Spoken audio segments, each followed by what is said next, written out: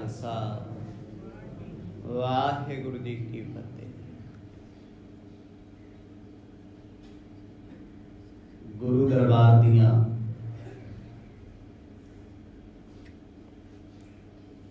हाजरियां भरते हुए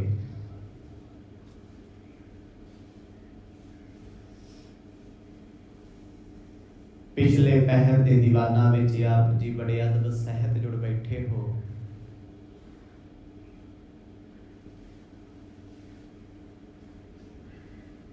जिन्ना भी समा गुरु ग्रंथ साहिब पातशाह की कृपा नाल प्राप्त हो रहा है, इनू सफला करिए।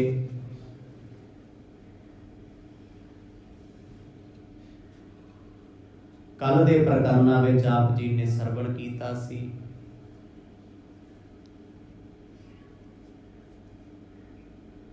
सुमेर पर्वत उत्ते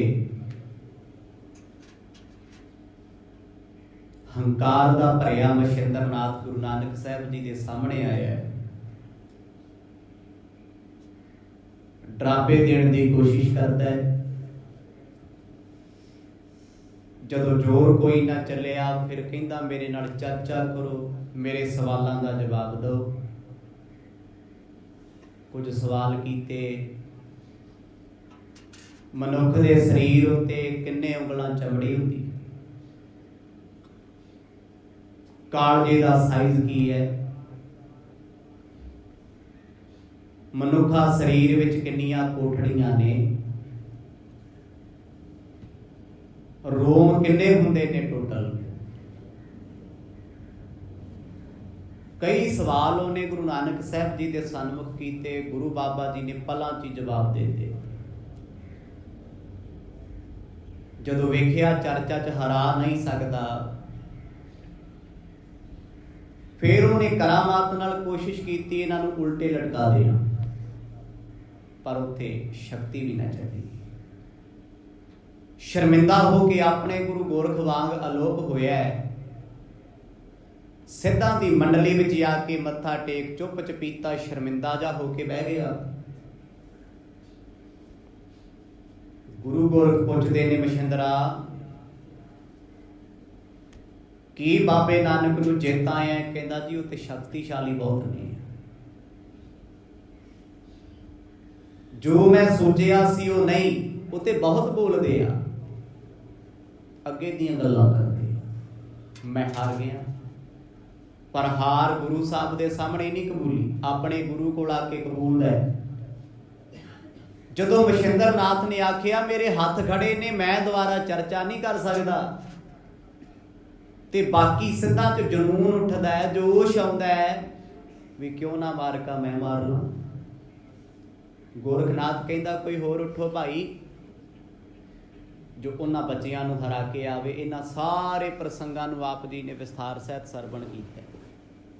आओ जी, बेशक अज दे प्रसंग बड़े गहरे ने, औखे ने, पर कोशिश रहेगी कुछ भी औखा ना लगे, क्योंकि औखियां चीज़ां पल्ले नहीं पैंदियां। जे पै भी जाण तो कुछ बनता नहीं। आओ सतगुरां तो आसीस मंगीए। गुरु पातशाह आप कराउण कथा, पाओ प्रेम दी सांझ गज वज के आखो जी सतनाम श्री वाहिगुरु साहिब जी। सतनाम श्री वाहिगुरु साहिब जी। लोहरी पावे सतह बैन सुने सकहे, देखो सो कैसा मोको आइस उचारे। भाई बाला जी एक कथा दूजे पातशाह गुरु अंगद देव जियां दे दरबार विच सुना रहे ने। उच्चे संघासन ते बैठे ने, सतगुरु जी संगतां नाल भूंजे बैठे। एकाग्रता बड़ी है संगत दे विच। 2-2 3-3 घंटे भाई बाला जी ये कथा सुणाउंदे ने। कहंदे ना कोई हिलदा ते ना कोई उठदा, क्योंकि ये आप बीती है, हड बीती कह लो। कोई सुनया सुनाया नहीं, भाई बाला सुना रहे। जो अखी वेखिया कन्नी सुनिया हड्डी हंडाया। आखते साहब जी जिस वेले मछिंद्र नाथ ने सिद्धां दी मंडली विच जाके कह दिता ना भी नानक बाबा ने जिहड़े उन्हां च करामात बड़ी भारी है, मेरा लैवल उन्ना नहीं जिन्ने गहरे वो ने। पर यह गल वो सामने नहीं कह सकिया क्योंकि अपनी ईगो हर्ट होती है। हंकारी बंदे नूं पता जरूर हुंदा मेरियां गलतियां ने, मैं अपनियां गलतियां दी सज़ा भुगतदा हां, पर वो कदे अपनी जुबान तो अपनी गलती कबूलदा नहीं हुंदा। पता सारे जमाने नूं हुंदा। मछिंद्र नाथ बारे सारे सिद्ध जानते आ भी हार के आ गया पर मन के नहीं आया। कोल बैठा सी नाथ लोहारीपा, ये तीजा सिद्ध है वड्डा, वड्डियां शक्तियां कह लो। गोरखनाथ तो बाद तीजे नंबर ते आउंदा लोहारीपा, क्योंकि उन्होंने अपनियां करामातां ते मान है ते उमरां ते मान है। उठ के अपने गुरु कोल आया, कहंदा गुरु गोरख जी तुहाडे हुंदियां असी किसे नूं विजय ना कर सकीए, किवें हो सकदा ए। गोरख प्रसाद जाय जी तो कर बादते हैं, कहें सब सिद्ध तब तुम ही सिधारिए। बड़े गुस्से च आके क्रोध च आके कहंदा गुरुदेव मैनू आशीर्वाद थापड़ा दिओ, वेखो मैं किदां घड़ीसे पाउंदा जाके लैके आऊं खिच के। क्योंकि हर बंदे नूं लगदा हुंदा भी दुनिया ते बली मैं ही होवे, मेरे जिन्ना सियाणा कोई नहीं। ये वहम हुंदा, पर कई लोग कहंदे आ सानू वहम कड्ढण दी लोड़ की, आपे निकल जू। गुरु कहंदा आशीर्वाद है, जा सकदा है, तेरे नाल वरतूं अंग संगा। फिर उन्हें सिद्ध मंडली नूं आखिया हे सिद्धो आसीस बख्शो, किरपा करो, मैं वाद विवाद विच जित के आवां। दो चीज़ां ने जी, एक वाद एक विवाद। विवाद की है? बेवजह बेफजूलियां गल्लां करके किसी नूं उलझाउणा, ते वाद हुंदा झगड़ा। भी इन्हां सारियां च किसी नूं जित लो। जे तुसी किसी नूं जित नहीं सकते, चलाक बंदे कोल एक महारत हुंदी है, उन्हें इंनियां पहेलियां पा पा के तुहानूं उलझा लैणा, इन्ना उलझा लैणा तुहाडा दिमाग ब्रेन स्टक कर देगा। तुसी उही वेखोगे जो विखाएगा, उही सोचोगे जो तुहानूं सोचण लई मजबूर करेगा। लोहारीपा कहंदा चिंता ना करो, ऐसा वाद विवाद झगड़ा करके आऊंगा, झगड़े विच हरा देआंगा, क्योंकि जित हार चाहिदी है सानूं। नाम जपण वालियां कोल जित हार नहीं हुंदी, ते हारना सिੱਖਦੇ आ ते दुनिया जितना सिੱਖਦੀ। सारे सिद्धां नूं मत्था टेकिया, आशीर्वाद लिया, अपने गुरु गोरख दे चरनां ते नमस्कार करके आदेश बोलदा ए। आवा चल पास जहाँ बैसे सुख रास, जाके बचन बिलास, भावे अपद निवारिए। गुरु नानक साहब महाराज ऊने पर्बत ते बैठे आ, समेर दी बिल्कुल नाल वाली चोटी। लोहे रिपे ने पिछों आवाज मारी, क्योंकि सतगुरु उठना चाहते सी। कहंदा रुको बालको जरा बैठो। सतगुरां ने मुख घुमा के पिछे वेखिया, महाराज कहंदे आओ नाथ जी जी आया। किन्नी निवरता है, किन्ने मिठे बोल ने। लोहारीपा फिर पुछदा अपने स्टाइल च कित्थों आए हो, कौन हो, क्योंकि ये नहीं जानते। हर बंदा अपनी अपनी इनकुआरी करता जी। तुसीं एयरपोर्ट ते चले जाओ, किन्नी थां ते चैक इन हुंदा, किन्नी थां ते पुछदे आ, जद कि एक ने पासपोर्ट वेखिया तसल्ली नहीं, जिहड़ा वेखेगा उही फड़ के देखदा है, स्कैन करदा है। तसल्ली ते है, पर हर बंदा अपनी तसल्ली चाहुंदा है। गुरु नानक साहब महाराज कोल तीजा सिद्ध लोहारीपा आया, आके ना बिल्कुल कोले बह गया, नेड़े बह गया, डिस्टेंस रख के। सतगुरां दे मुख वल वेखदा है। गुरु साहब जी ने तकिया, हंकारिया बहुत होया। हंकार जरूरी नहीं हुंदा बंदे दी बोल बाणी तो दिसे, उहदे चलण तो भी दिसदा है, उहदे बैठण तो भी दिसदा है। हंकारी बंदे दी पछाण उहदियां गल्लां, उहदा तोरा फेरा, ਉਹਦਾ ਹੱਸਣਾ ਖੇਡਣਾ, ਹਰ ਚੀਜ਼ ਵਿੱਚ ਭਾਵ ਹੈ। ਹੁਣ ਸਿੱਧਾ ਨੂੰ ਹੰਕਾਰ ਆਪਣੀ ਲੰਬੀ ਉਮਰ ਦਾ ਹੈ। ਅਰੋਗ ਸਰੀਰ ਦਾ ਵੀ ਸਾਨੂੰ ਕਿਹੜਾ ਰੋਗ ਲੱਗਦਾ, ਕੋਈ ਬਿਮਾਰੀ ਲੱਗਦੀ ਹੈ, ਕੋਈ ਤੰਦਰੁਸਤ ਤਾਂ ਬੁਢਾਪਾ ਕੋਲੇ ਨਹੀਂ। ਗੁਰੂ ਬਾਬਾ ਜੀ ਦੇ ਸਾਹਮਣੇ ਆ ਕੇ ਬੈਠਾ ਥੋੜੀ ਦੂਰੀ ਤੇ, ਮਰਦ ਕਹਿੰਦੇ ਆਓ ਨਾਥ ਜੀ ਕਿਵੇਂ ਆਉਣਾ ਹੋਇਆ ਏ। ਬਾਲੇ ਹੈ ਆਦੇਸ਼ ਮੁਸਕਾਨੇ ਗੁਰ ਦੇਖ, ਏਕੰਕਾਰ ਕੋ ਆਦੇਸ਼ ਆਓ ਬੈਸ ਜੋਗ ਕਰੀਏ। ਗੁਰੂ ਨਾਨਕ ਸਾਹਿਬ ਜੀ ਨੂੰ ਸੀਸ ਝੁਕਾ ਕੇ ਲੋਹਾਰੀ ਪਤਾ ਕੀ ਕਹਿੰਦਾ ਹੈ? ਕਹਿੰਦਾ ਬਾਲਕੋ ਆਦੇਸ਼ ਕਹੋ। ਆਦੇਸ਼ ਹੁੰਦਾ ਮੱਥਾ ਟੇਕਣਾ, ਨਮਸਕਾਰ ਕਰਨੀ। ਬਾਣੀ ਪੜ੍ਹਦੇ ਹੋ ਨਾ ਜਪਜੀ ਸਾਹਿਬ, ਅੱਜ ਅਰਥ ਸਿੱਖ ਲੋ ਕੀ ਹੈ। ਆਦੇਸ਼ ਤਿਸੈ ਆਦੇਸ਼, ਨਮਸਕਾਰ ਉਹਨੂੰ, ਨਮਸਕਾਰ ਕਿਹਨੂੰ? ਆਦ ਅਨੀਲ ਅਨਾਦ ਅਨਾਹਤ ਜੁਗ ਜੁਗ ਇੱਕੋ ਦਿਸ। ਗੁਰੂ ਨਾਨਕ ਸਾਹਿਬ ਕਹਿੰਦੇ ਮੇਰਾ ਅੱਜ ਵੀ ਨਮਸਕਾਰ, ਕੱਲ ਵੀ ਤੇ ਸਦਾ ਹੀ ਉਹਨੂੰ ਹੈ। ਕਹਿੰਦਾ ਬਾਲਗੋ ਆਦੇਸ਼ ਹੈ, ਆਦੇਸ਼ ਕਰੋ। ਗੁਰੂ ਨਾਨਕ ਸਾਹਿਬ ਦਾ ਬਚਨ ਪਤਾ ਕੀ ਸੀ? ਹੱਸ ਕੇ ਮੁਸਕਰਾ ਕੇ ਮਰਦ ਨੇ ਕਿਹਾ, ਕਹਿੰਦੇ ਆਦੇਸ਼ ਇੱਕ ਨਿਰੰਕਾਰ ਨੂੰ। ਨਾਥਾ ਮਿੱਟੀ ਨੂੰ ਆਦੇਸ਼ ਨਹੀਂ ਕਰਦੇ। ਸਾਡੀ ਆਦੇਸ਼, ਸਾਡੀ ਨਮਸਕਾਰ, ਸਾਡਾ ਸਜਦਾ, ਸਾਡੀ ਪ੍ਰਣਾਮ ਇੱਕ ਵਾਹਿਗੁਰੂ ਪਰਮਾਤਮਾ ਨੂੰ ਹੈ। ਨਾਮ ਕੌਣ ਧਾਮ ਕੌਣ ਕੀਓ ਕਿਤ ਗੋਣ ਅਬ। ਕਹਿੰਦਾ ਨਾਮ ਕੌਣ, ਧਾਮ ਕੌਣ, ਕੀਓ ਕਿਤ ਗੌਣ ਅਬ। ਕਿਹੜਾ ਪਿੰਡ ਹੈ, ਨਾਮ ਕੀ ਹੈ, ਘਰ ਕਿੱਥੇ ਹੈ, ਕਿੱਧਰ ਚੱਲੇ? ਪੁੱਛਦਾ ਬੜੇ ਸਹਿਜ ਨਾਲ ਹੈ। ਦੇਖੋ ਪਹਿਲੇ ਵੀ ਗੁੱਸੇ ਚ ਆਏ ਆ, ਉਹ ਦਾਬੇ ਮਾਰ ਮਾਰ ਪੁੱਛਦੇ ਸੀ, ਪੁੱਛਦਾ ਇਹ ਵੀ ਤਰੀਕੇ ਨਾਲ ਹੈ, ਪਰ ਹੈ ਹੰਕਾਰੀ ਚ ਵੀ ਹੈ। ਹੰਕਾਰ ਇੱਕ ਤਰ੍ਹਾਂ ਦਾ ਨਹੀਂ ਹੁੰਦਾ। ਹੰਕਾਰੀ ਲੱਖਾਂ ਲੋਕ ਇਕੱਠੇ ਕਰ ਲੋ, ਹਰ ਇੱਕ ਦੀ ਵੱਖ ਵੱਖ ਵਿਰਤੀ ਹੈ। ਕੋਈ ਗੱਲਾਂ ਹੰਕਾਰ ਚ ਕਰਦਾ ਹੈ, ਕੋਈ ਦਿਖਾਵੇ ਹੰਕਾਰ ਦੇ ਕਰਦਾ ਹੈ, ਕੋਈ ਬੈਠਣ ਦਾ ਹੰਕਾਰ ਕਰਦਾ, ਮੇਰਾ ਸਟਾਈਲ ਕੀ ਹੈ। ਕਿਸੇ ਨੂੰ ਕੱਪੜਿਆਂ ਦਾ ਹੀ ਹੰਕਾਰ ਹੁੰਦਾ ਵੀ ਮੇਰਾ ਪਹਿਰਾਵਾ ਲੋਕੀ ਵੇਖਦੇ ਆ। ਹੰਕਾਰ।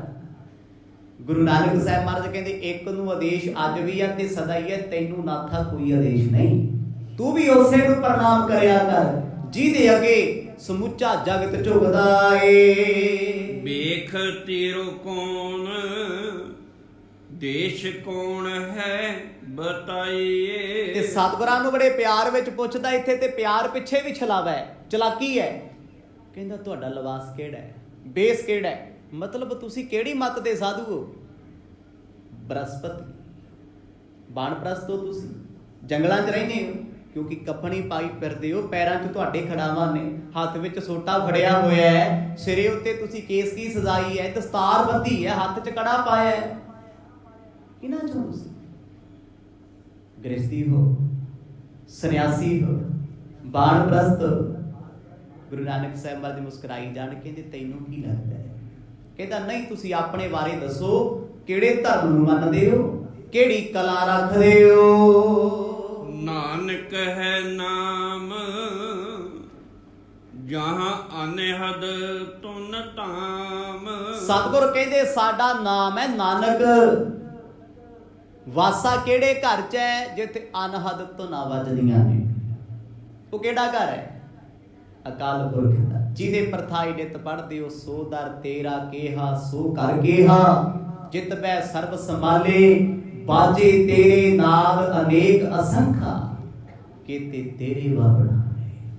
ਉਹ ਘਰ ਦਾ ਜ਼ਿਕਰ ਕਰਦੇ ਆ ਮਹਾਰਾਜ। ਕਹਿੰਦੇ ਜਿੱਥੇ ਅਨਹਦ ਦਾ ਨਾਦ ਵੱਜਦੇ ਆ, ਜਿੱਥੇ ਦੀਆਂ ਧੁਨਾਂ ਵੇਸ਼ਮਾਰ ਨੇ, ਅਲੱਗ ਨੇ, ਅਲੌਕਿਕ ਨੇ, ਉਹ ਸਾਡਾ ਦੇਸ਼ ਹੈ। ਜਾਮੋ ਕਰਤਾਰ ਸ਼ਾਮ ਸੁਖਦ ਸੁਹਾਈਏ। ਅਸੀਂ ਸੁਖੀ ਆ ਭਾਈ, ਆਨੰਦ ਵਿੱਚ ਆ, ਕਿਉਂਕਿ ਸਾਡਾ ਕਰਤਾਰ ਸਾਰਿਆਂ ਦਾ ਸਾਂਝਾ ਏ। ਜਿਹਨੇ ਉਹਨੂੰ ਜਪਿਆ ਉਹ ਤੇ ਦੁਖੀ ਕਦੇ ਨਹੀਂ।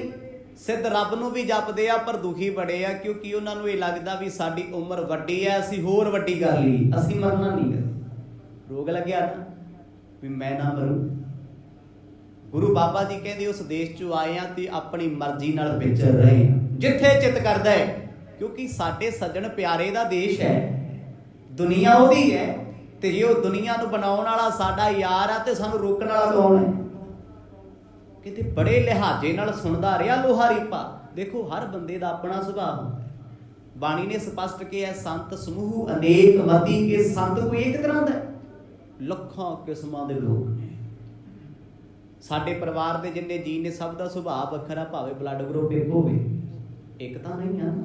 ਨੇਚਰ ਵਾਈਜ਼ ਜ਼ਰੂਰੀ ਥੋੜਾ ਜਿਹੋ ਜਿਹਾ ਪਿਓ ਆ ਤੇ ਪੁੱਤ ਵੀ ਉਸੇ ਸੁਭਾਅ ਦਾ ਹੋਏਗਾ। ਜਿਹੋ ਜਿਹੇ ਖਿਆਲ ਪਿਤਾ ਦੇ ਨੇ ਤੇ ਪੁੱਤ ਦੇ ਵੀ ਹੋਣਗੇ।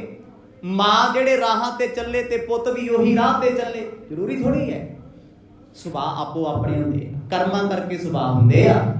ਜਿਹੋ ਜਿਹੇ ਮਨੁੱਖ ਦੇ ਪੂਰਬਲੇ ਜਨਮਾਂ ਵਿੱਚ ਕਰਮ ਹੁੰਦੇ ਆ, ਉਹਨੂੰ ਉਹੋ ਜਿਹਾ ਨੇਚਰ, ਉਹੋ ਜਿਹਾ ਸੁਭਾਅ ਮਿਲਦਾ ਹੈ। ਆਪਾਂ ਕਈ ਵਾਰ ਕਿਸੇ ਦੀ ਰੀਸ ਕਰਦੇ ਆ ਵੀ ਫਲਾਣਾ ਬੜਾ ਸਾਊ ਆ, ਮੈਂ ਵੀ ਬਣ ਜਾਂਦਾ। ਨਹੀਂ ਬਣਿਆ ਜਾਂਦਾ। 2 ਦਿਨ ਡਰਾਮਾ ਹੁੰਦਾ, ਤੀਜੇ ਦਿਨ ਫੇਰ ਆਪਣੇ ਲੱਛਣਾਂ ਤੇ ਆ ਜਾਈਦਾ, ਫੇਰ ਉਹੀ ਕੁਛ ਹੋਣ ਲੱਗ ਜਾਂਦਾ ਹੈ। ਇਹ ਸੁਭਾਅ ਪਰਮਾਤਮਾ ਦੀ ਕਿਰਪਾ ਹੈ। ਕਰਮ ਵੀ ਹਨ। ਲੋਹਾ ਰੀਪਾ ਬਹੁਤ ਹੰਕਾਰਿਆ ਹੋਇਆ, ਕਿਉਂਕਿ ਇਹਨੂੰ ਆਪਣੀ ਵਿਦਿਆ ਤੇ ਮਾਣ ਹੈ, ਆਪਣੇ ਗਿਆਨ ਤੇ ਮਾਣ, ਆਪਣੀਆਂ ਕਰਾਮਾਤਾਂ ਤੇ ਮਾਣ ਹੈ। ਮਿੱਠਾ ਜਾ ਹੋ ਕੇ ਗੁਰੂ ਸਾਹਿਬ ਨੂੰ ਪੁੱਛਦਾ ਹੈ ਤੇ ਸਤਿਗੁਰ ਤੇ ਬੇਪਰਵਾਹ ਨੇ। ਕਹਿੰਦੇ ਨਾਨਕ ਨਾਮ ਹੈ ਸਾਡਾ, ਸੇਵਕ ਅਸੀਂ ਉਸ ਪ੍ਰਭੂ ਪਰਮਾਤਮਾ ਦੇ ਹਾਂ। ਦੇਸ਼ ਹੈ ਬੇਗਮਪੁਰ, ਵੇਖ ਏਕੰਕਾਰੇ ਮੁਰ। ਭਾਈ ਸਾਡਾ ਲਿਬਾਸ ਇੱਕ ਓਂਕਾਰ ਦਾ ਹੀ ਪਾਇਆ ਹੋਇਆ ਤਾਨੇ ਉੱਤੇ, ਕਿਉਂਕਿ ਆ ਤੇ ਸਰੀਰ ਮਿੱਟੀ ਹੈ। ਸਰੀਰ ਦੇ ਕੱਪੜੇ ਵੀ ਬਦਲਦੇ ਰਹਿੰਦੇ ਆ। ਉਹ ਕਿਵੇਂ? ਬਚਪਨ ਵਿੱਚ ਜਿਹੜੇ ਕੱਪੜੇ ਆਪਾਂ ਪਾਉਂਦੇ ਸੀ ਅੱਜ ਪਾ ਸਕਦੇ ਹੋ ਜੀ? ਤੁਸੀਂ ਕਹੋ ਵੀ ਯਾਰ ਮੈਂ ਵੀ ਤੇ ਬੱਚਾ ਸੀ ਕਦੇ। ਅੱਜ ਆਪਾਂ 5-7 ਸਾਲ ਦੇ ਬੱਚੇ ਦੀ ਜੈਕਟ ਪਾ ਸਕਦੇ ਹਾਂ, ਭਾਵੇਂ ਸਾਈਜ਼ ਵੱਡਾ ਕਰਾ ਲਓ, ਚੰਗੀ ਨਹੀਂ ਲੱਗਣੀ। ਜੋ ਕੁਛ ਉਦੋਂ ਪਾਉਂਦੇ ਸੀ ਪਾ ਸਕਦੇ ਹਾਂ, ਜੋ ਜਵਾਨੀ 'ਚ ਪਾਇਆ ਹੁਣ ਪਾ ਸਕਦੇ ਨਹੀਂ। ਤੇ ਜਵਾਨ ਤੇ ਬੱਚਾ ਬੁੱਢਿਆਂ ਵਾਲੇ ਕੱਪੜੇ ਪਾ ਸਕਦੇ ਨਹੀਂ। ਸਰੀਰ ਇੱਕੋ ਹੀ ਹੈ। ਵਕਤ ਵਕਤ ਨਾਲ ਇਹਦੇ ਪਹਿਰਾਵੇ ਵੀ ਬਦਲੇ, ਦੇ ਖਿਆਲ ਵੀ ਬਦਲੇ, ਦੀ ਚਾਲ ਢਾਲ ਵੀ ਬਦਲੀ। ਗੁਰੂ ਨਾਨਕ ਸਾਹਿਬ ਕਹਿੰਦੇ ਭਾਈ ਸਾਡਾ ਦੇਸ਼ ਤੇ ਬੇਗਮਪੁਰਾ ਏ, ਜਿੱਥੋਂ ਅਸੀਂ ਆਏ ਹੋਏ ਆ। ਬੇਗਮਪੁਰਾ ਕੋਈ ਕੰਟਰੀ ਨਹੀਂ ਹੈ। ਅੱਜ ਕੱਲ੍ਹ ਨਾ ਕਈ ਐਵੇਂ ਚਾਂਬਲੇ ਗਾਣੇ ਜਿਹੇ ਕੱਢੀ ਜਾਂਦੇ ਆ, ਬੇਗਮਪੁਰਾ ਵਸਾਉਣਾ। ਭਾਈ ਕਿਹੜਾ ਇਹਦੇ ਅਰਥ ਦੱਸ, ਕਿੰਨੇ ਹੁੰਦੇ ਬੇਗਮਪੁਰੇ ਦੇ? ਨਾਮ ਕੀ ਹੈ? ਕਿੱਥੇ ਆ ਇਹ ਬੇਗਮਪੁਰਾ? ਕਿਹਨੂੰ ਕਹਿੰਦੇ ਆ? ਭਗਤ ਰਵਿਦਾਸ ਜੀ ਦਾ ਬਚਨ ਪੜਿਓ, ਬੇਗਮਪੁਰਾ ਸ਼ਹਿਰ ਕੋ ਨਾਓ, ਦੁਖ ਅੰਦੋਹ ਨਹੀਂ ਤੇ ਠਾਓ। ਜਿੱਥੇ ਦੁੱਖ ਨਹੀਂ, ਖੌਫ ਨਾ ਖਤਾ, ਖਰਾਜ ਨਾ ਬਾਲ, ਇਹ ਸਾਰੇ ਬਚਨ ਉਹਨਾਂ ਲਿਖੇ ਆ। ਜਿੱਥੇ ਚਿੰਤਾ ਨਹੀਂ, ਜਿੱਥੇ ਫਿਕਰ ਨਹੀਂ, ਜਿੱਥੇ ਗਮ ਨਹੀਂ, ਜਿੱਥੇ ਕੋਈ ਆਪਣਾ ਨਹੀਂ, ਜਿੱਥੇ ਕੋਈ ਗੈਰ ਨਹੀਂ, ਜਿੱਥੇ ਹਨੇਰਾ ਨਹੀਂ, ਜਿੱਥੇ ਚਾਨਣ ਨਹੀਂ, ਉਹ ਅਕਾਲ ਪੁਰਖ ਦਾ ਦੇਸ਼ ਹੈ, ਜਿੱਥੋਂ ਰੱਬ ਦੇ ਪਿਆਰੇ ਆਉਂਦੇ ਤੇ ਜਿੱਥੇ ਚਲੇ ਜਾਂਦੇ ਆ।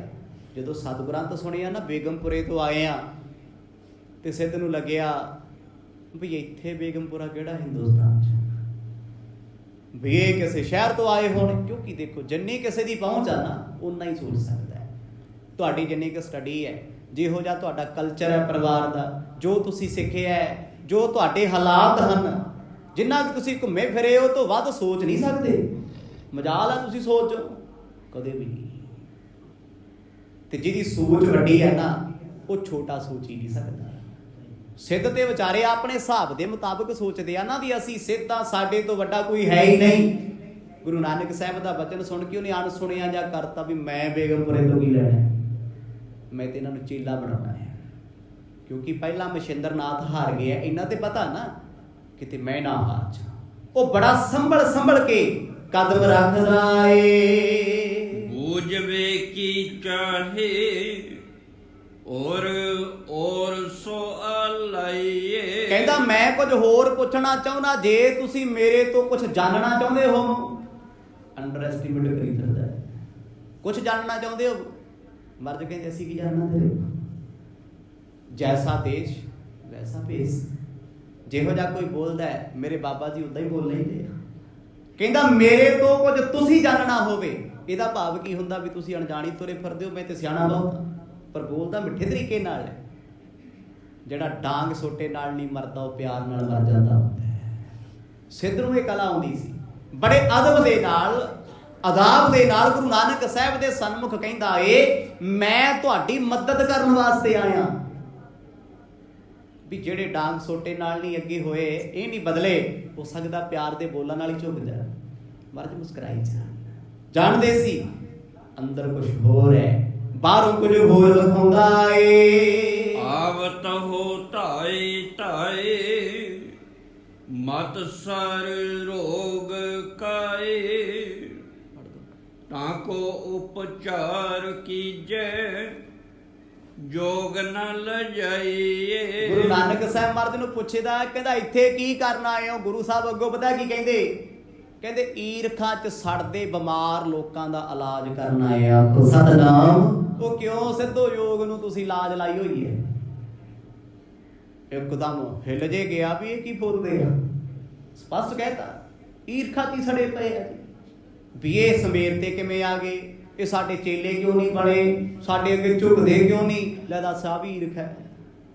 ਈਰਖਾ ਦੇ ਪੈਰਾਮੀਟਰ ਗਿਣ ਲਓਗੇ ਤੁਸੀਂ? ਹਰ ਬੰਦੇ ਦੀ ਆਪੋ ਆਪਣੀ ਈਰਖਾ, ਖਾਮ ਖਾਂ ਵੈਰ, ਕੋਈ ਬੁਲਾਵੇ ਨਾ ਚਲਾਵੇ ਨਾ ਪੁੱਛੇ ਨਾ ਗਿਣੇ ਨਾ, ਬੰਦਾ ਐਵੇਂ ਸਾੜਾ ਪਾਈ ਫਿਰਦਾ, ਇਹ ਐਵੇਂ ਕਰਦਾ ਆਹ ਕਰਦਾ, ਵੀ ਤੂੰ ਕੀ ਲੈਣਾ ਕਿਸੇ ਨੂੰ, ਜੋ ਮਰਜ਼ੀ ਕਰੇ ਅਗਲਾ ਆਪਣੇ ਘਰੇ।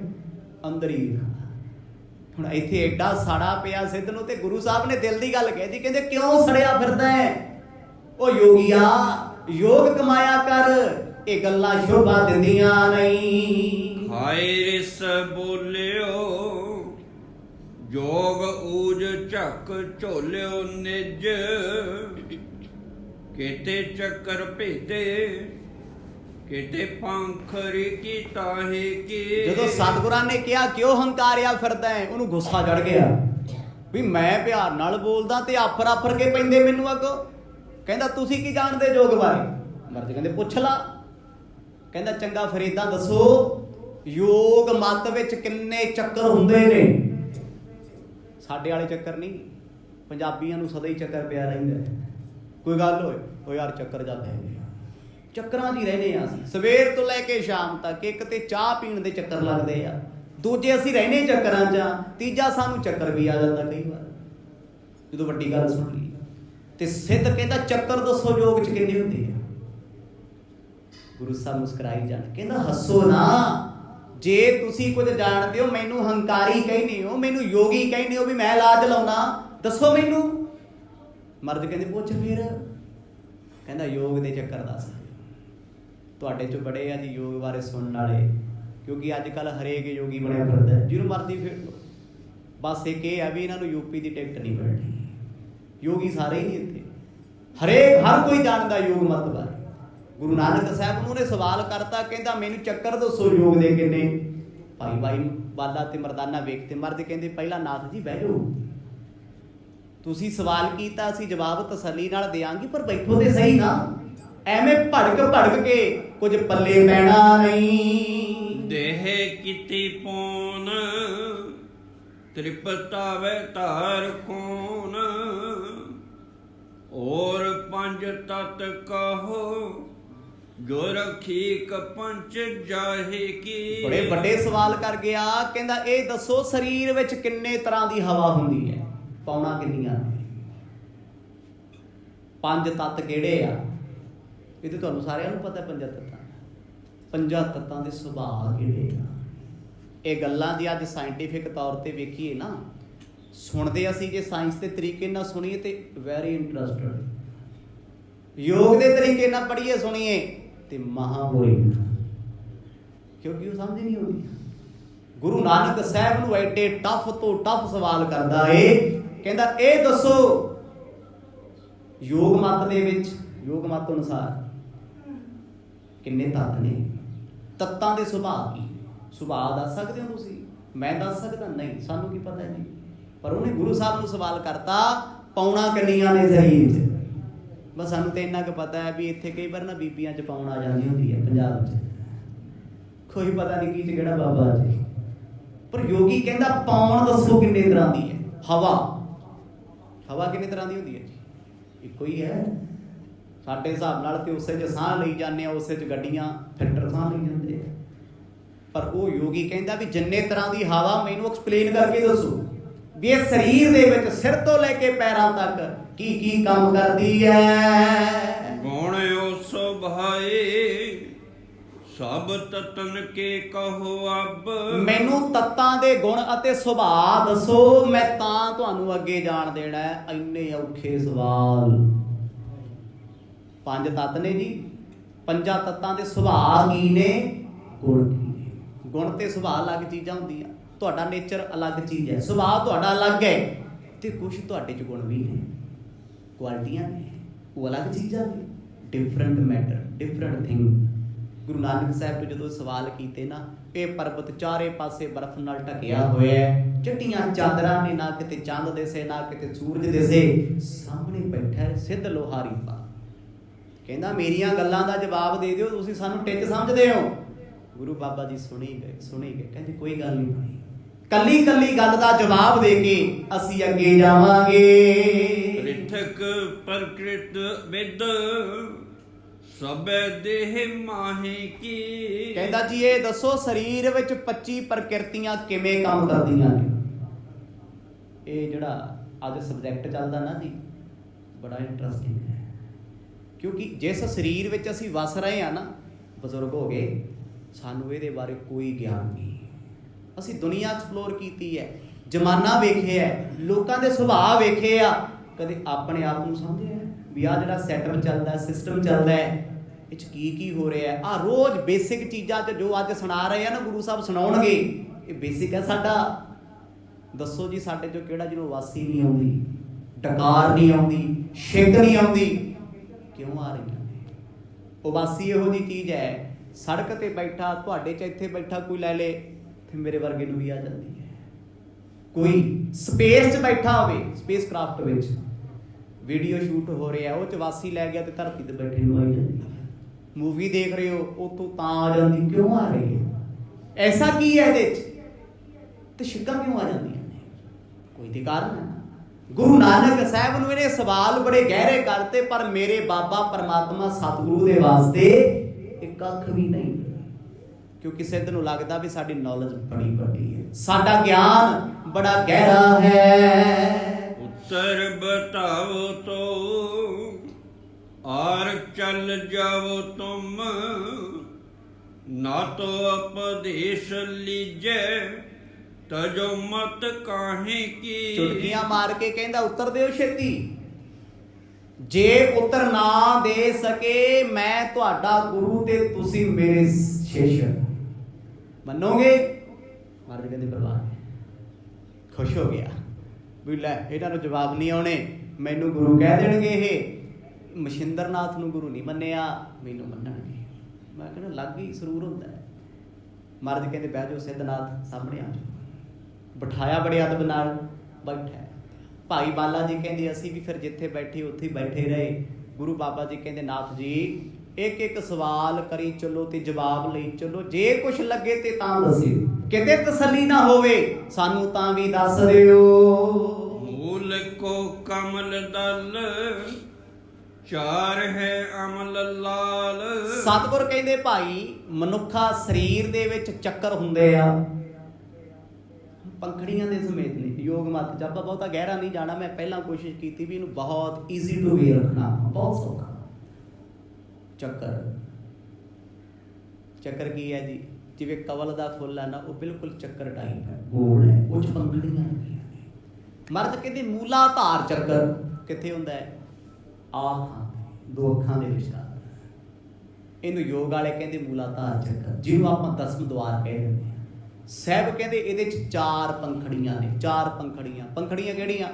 ਜਿਵੇਂ ਕਵਲ ਦੇ ਫੁੱਲ ਦੀਆਂ ਪੰਖੜੀਆਂ ਨੇ ਨਾ ਜੀ, ਕੋਈ ਚੱਕਰ ਵੇਖ ਲਓ, ਉਹ 'ਚ ਪੰਖੜੀਆਂ ਹੁੰਦੀਆਂ ਨੇ। ਸਤਿਗੁਰੂ ਉਹ ਦੱਸਦੇ ਆ, ਆਪਾਂ ਇਹਨਾਂ ਦੇ ਬਹੁਤਾ ਡੀਪ ਨਹੀਂ ਜਾਣਾ, ਕਿਉਂਕਿ ਜੇ ਮੈਂ ਡੀਪ ਜਾਣਾ ਸ਼ੁਰੂ ਕਰਤਾ ਤੇ ਆ ਜਿਹੜੀਆਂ ਵਾਸੀਆਂ ਦੀ ਗੱਲ ਕੀਤੀ ਤੁਹਾਨੂੰ ਸ਼ੁਰੂ ਹੋ ਜਾਣੀ ਆ, ਕਿਉਂਕਿ ਜਿਹੜੀ ਚੀਜ਼ ਸਮਝ ਨਾ ਆਵੇ ਉਹ ਫਿਰ ਬੋਰਿੰਗ ਲੱਗਦੀ ਹੈ। ਸਤਿਗੁਰੂ ਕਹਿੰਦੇ ਭਾਈ ਮਸਤਕ ਦੇ ਵਿੱਚ ਮੂਲਾਧਾਰ ਚੱਕਰ ਹੈ, ਜਿੱਥੇ ਸਵਾਸ ਰੁਕਦੇ ਆ, ਜਿੱਥੇ ਧਿਆਨ ਰੁਕਦਾ ਏ, ਜਿੱਥੇ ਜਾ ਕੇ ਸਰੀਰ 'ਚ ਨੰਬਨੈਸ ਆ ਜਾਂਦੀ ਹੈ, ਭਾਵੇਂ ਉਹਨੂੰ ਆਪਰੇਟ ਕਰ ਲਓ। ਜਿਹਦੇ ਇੱਥੇ ਸੁਰਤ ਟਕਾ ਲਈ ਨਾ, ਤੁਸੀਂ ਉਹਦਾ ਸਰੀਰ ਚੀਰ ਕੇ ਹਾਰਟ ਦੀ ਸਰਜਰੀ ਕਰ ਲਓ, ਕੋਈ ਪੇਨ ਨਹੀਂ, ਬੰਦ ਕੱਟ ਦਿਓ, ਕੋਈ ਦਰਦ ਨਹੀਂ, ਕਿਉਂਕਿ ਬ੍ਰੇਨ ਨੇ ਸਿਗਨਲ ਦੇਣੇ ਆ। ਤੇ ਆ ਜਦੋਂ ਸਰਜਰੀ ਕਿਸੇ ਦੀ ਹੁੰਦੀ ਹੈ, ਉਹ ਐਨਥੀਸੀਆ ਦਿੰਦੇ ਆ, ਉਹਦੇ ਨਾਲ ਕੀ ਹੁੰਦਾ? ਉਹ ਤੁਹਾਡੇ ਬ੍ਰੇਨ ਨੂੰ ਡਿਟੈਕਟ ਕਰਨ ਵਾਲੇ ਜਿੰਨੇ ਸਿਗਨਲ ਨੇ ਸਾਰਿਆਂ ਨੂੰ ਬਲੌਕ ਕਰ ਦਿੰਦਾ ਹੈ। ਬ੍ਰੇਨ ਦਾ ਧਿਆਨ ਉੱਥੋਂ ਕੱਟ ਅਪ ਹੋ ਗਿਆ, ਜਾ ਹੀ ਨਹੀਂ ਰਿਹਾ। ਤੁਹਾਡੀ ਬਾਡੀ ਨਾਲ ਛੇੜਛਾੜ ਕੀ ਹੋ ਰਹੀ ਹੈ। ਤੇ ਸਰਜਰੀ ਤੋਂ ਬਾਅਦ ਜਦੋਂ ਹੌਲੀ ਹੌਲੀ ਨੰਬਨੈਸ ਘਟਦੀ ਹੈ ਤੇ ਉਸੇ ਥਾਂ ਤੇ ਬੰਦੇ ਨੂੰ ਨਾ ਹਿਲਜੁਲ ਫੀਲ ਹੁੰਦੀ ਹੈ, ਦਰਦ ਫੀਲ ਹੁੰਦਾ ਹੈ, ਮਹਿਸੂਸ ਹੁੰਦਾ ਕੋਈ ਚੀਰਾ ਲੱਗਿਆ ਅੰਦਰ ਤੱਕ ਗਹਿਰਾ ਜ਼ਖਮ ਹੈ, ਕਿਉਂਕਿ ਫਿਰ ਬ੍ਰੇਨ ਡਿਟੈਕਟ ਕਰਨ ਲੱਗ ਜਾਂਦਾ ਹੈ ਵੀ ਕੁਝ ਹੋਇਆ ਹੈ, ਮੇਰੇ ਸਰੀਰ ਨਾਲ ਕੋਈ ਛੇੜਛਾੜ ਹੋਈ ਹੈ। ਤੇ ਯੋਗੀ ਲੋਕ ਸਵਾਦ ਚੜਾ ਲੈਂਦੇ ਆ। ਸੰਤੋਖਾ ਜੋਗੀ ਜਿਹਦੇ ਨਾਂ ਤੇ ਅੱਜ ਕੱਲ੍ਹ ਗੁਰਦੁਆਰਾ ਸੰਤੋਖਸਰ ਸਾਹਿਬ ਅੰਮ੍ਰਿਤਸਰ ਦੀ ਧਰਤੀ ਤੇ ਹੈ, ਜਦੋਂ ਆਪ ਜੀ ਜਾਂਦੇ ਹੋ ਦਰਸ਼ਨ ਕਰਦੇ ਹੋ 5000 ਸਾਲ ਧਰਤੀ ਦੇ ਮੱਠ 'ਚ ਹੀ ਬੈਠਾ ਰਿਹਾ। ਕੀ ਸੀ ਉਹ ਸੀ ਦਸਮ ਦੁਆਰ। ਇੱਥੇ ਬੜੇ ਤੁਰੇ ਫਿਰਦੇ ਦਸਮ ਦੁਆਰ ਦੀਆਂ ਗੱਲਾਂ ਕਰਨ ਵਾਲੇ, ਮਾਫ ਕਰਿਓ, ਜਿਹਦੇ ਇੱਕ ਵਾਰ ਸਵਾਦ ਚੜ ਕੇ ਨਾ ਅਣਜਾਣ ਬੰਦੇ ਦੇ ਉਤਰਦੇ ਨਹੀਂ। ਇੱਥੇ ਤੇ ਕੋਮਾ 'ਚ ਗਿਆ ਬੰਦਾ ਬਾਹਰ ਨਹੀਂ, ਜ਼ਿੰਦਗੀਆਂ ਲੰਘ ਜਾਂਦੀਆਂ, ਸਾਲ ਲੰਘ ਜਾਂਦੇ ਆ, ਚੀਜ਼ ਸੇਮ ਹੀ ਹੈ। ਗੁਰੂ ਨਾਨਕ ਸਾਹਿਬ ਸੱਚੇ ਪਾਤਸ਼ਾਹ ਕਹਿੰਦੇ ਭਾਈ ਮੂਲਾਧਾਰ ਚੱਕਰ, ਮੂਲ ਤੋਂ ਭਾਵ ਕੀ ਹੈ? ਜਿਵੇਂ ਹਰ ਰੁੱਖ ਦਾ ਇੱਕ ਮੂਲ ਹੁੰਦਾ ਹੈ, ਜੜ, ਸਰੀਰ ਦਾ ਮੂਲਾਧਾਰ ਚੱਕਰ ਹੈ। ਕਹਿੰਦੇ ਚ 4 ਪੰਖੜੀਆਂ। ਉਹ ਮਰਦ ਦੇ ਮੁਖ ਵੱਲ ਵੇਖੇ ਵੀ ਆ ਸਿੱਧੇ ਜੇ ਬੰਦੇ ਨੇ 2-3 ਜਣੇ, ਇਹਨਾਂ ਨੂੰ ਕਿਵੇਂ ਪਤਾ ਹੈ ਵੀ ਮੂਲਾਧਾਰ ਚੱਕਰ ਹੁੰਦਾ ਹੈ? ਉਹਦੀਆਂ 4 ਪੰਖੜੀਆਂ ਹਨ। ਨਾਭ ਤਲੇ ਖੱਟ ਦਲ ਪੀਰੋ ਰੰਗ ਜਾਣੀਏ। ਮਰਦ ਕਹਿੰਦੇ ਫੇਰ ਆ ਜਾ ਨਾਭੀ, ਅੱਜ ਨੂੰ ਨਾਭ ਕਹਿੰਦੇ ਆ। ਹੁਣ ਆਪਾਂ ਸੁਣਦੇ ਆ ਨਾਭ ਕਮਲ ਤੇ ਬ੍ਰਹਮਾ ਉਪਜਿਓ। ਨਾਭ ਕਮਲ, ਕਮਲ ਫੁੱਲ ਦੀ ਨਾਭੀ, ਨਾਭੀ ਹੈ। ਹਰ ਫੁੱਲ 'ਚ ਨਾਭੀ ਹੁੰਦੀ ਹੈ, ਹਰ ਪਸ਼ੂ 'ਚ ਨਾਭੀ ਹੁੰਦੀ ਹੈ, ਹਰ ਮਨੁੱਖ ਵਿੱਚ ਹੁੰਦੀ ਹੈ, ਜਿਹਨੂੰ ਅੰਗਰੇਜ਼ੀ ਵਾਲੇ ਕਹਿੰਦੇ ਸੋਲਰ ਪਲੈਕਸਸ। ਮਨੁੱਖ ਦੀ ਨਾਭੀ ਹੀ ਉਹਦੀ ਜ਼ਿੰਦਗੀ ਹੈ, ਸਾਰਾ ਕੁਝ। ਜਦੋਂ ਬੱਚਾ ਜੰਮਦਾ ਹੈ, ਤੁਹਾਨੂੰ ਸਾਰਿਆਂ ਨੂੰ ਪਤਾ ਹੈ, ਨਾੜੂਆ ਹੁੰਦਾ ਕਿੱਥੇ ਲੱਗਾ ਹੁੰਦਾ ਹੈ? ਨਾਭੀ ਤੇ। ਜਿਸ ਵੇਲੇ ਬੱਚਾ ਕੁਝ ਖਾ ਨਹੀਂ ਸਕਦਾ, ਪੀ ਨਹੀਂ ਸਕਦਾ, ਜਿੰਨੀ ਉਹਨੂੰ ਖੁਰਾਕ ਮਿਲਦੀ ਹੈ ਨਾਭੀ ਤੋਂ ਮਿਲਦੀ ਹੈ। ਇਹੀ ਕਾਰਨ ਹੈ ਸਿਆਣੇ ਬਜ਼ੁਰਗ ਨਾਭੀ ਨੂੰ ਤੇਲ ਲਾ ਕੇ ਰੱਖਦੇ ਸੀ, ਸਵੱਛ ਰੱਖਦੇ ਸੀ। ਭਾਵ ਨਾਭੀ ਸਭ ਕੁਝ ਹੈ। ਮਰਦ ਕਹਿੰਦੇ ਤੁਹਾਡੀ ਨਾਭੀ ਥੱਲੇ 6 ਪੰਖੜੀਆਂ ਨੇ।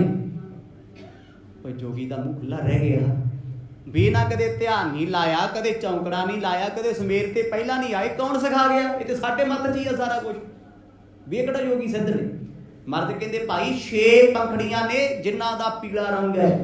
ਰੰਗ ਵੀ ਦੱਸਦੇ, ਯੋਗ ਮਤ ਵਿੱਚ ਇਹ ਚੀਜ਼ਾਂ ਮੰਨੀਆਂ ਜਾਂਦੀਆਂ ਹੈਗੀਆਂ ਵੀ ਨੇ, ਕੋਈ ਸ਼ੱਕ ਨਹੀਂ ਹੈ। ਹਰ ਚੀਜ਼ ਦਾ ਅਲੱਗ-ਅਲੱਗ ਰੰਗ ਹੈ, ਉਹ ਰੰਗ ਵੀ ਅਫੈਕਟਿਵ ਕਰਦੇ ਆ।